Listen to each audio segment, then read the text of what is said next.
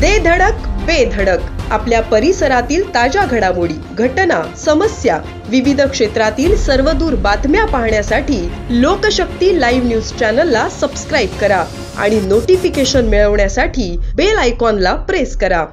सिंधुदुर्ग जिल्ह्यात तापमानाचा पारा वाढला आहे। त्याची मोठी झळ शेतमजूर आणि काबाड कष्ट करणाऱ्या महिला व मजुरांना बसत आहे। सध्या कोकणात आंबा, काजू हंगाम सुरू आहे आणि कोकणातील शेतकरी वर्ग काजू वेचण्यासाठी बागायतीमध्ये जात असतात। मात्र काजू वेचण्यासाठी गेलेल्या एका महिलेचा उष्माघाताने बळी गेला आहे। सिंधुदुर्ग जिल्ह्यातील हा पहिलाच बळी आहे।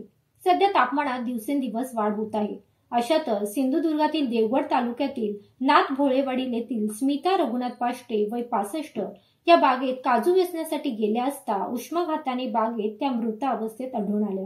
ही घटना शनिवार दिनांक 6 एप्रिल रोजी घडली। या घटनेने त्यांच्या घरावर दुःखाचा डोंगर कोसळला असून कुटुंबाची माय हरपल्याची भावना आहे। त्यांच्या पश्चात पती, 2 मुलगे, सुना, नातवंडे असा परिवार आहे। दरम्यान कोकणात गेले काही दिवस उष्णतेची लाट कायम आहे।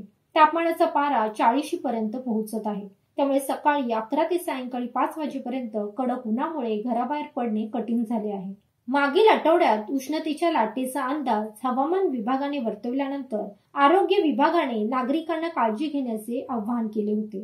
सध्या जिल्ह्यात 40 पार तापमान पाहायला मिळत आहे। त्यामुळे आगामी काळात नागरिकांनी अतिशय महत्त्वाच्या कामाव्यतिरिक्त घराबाहेर पडू नये असे आवाहन जिल्हा आरोग्य अधिकारी डॉक्टर सई धुरी यांनी केले आहे।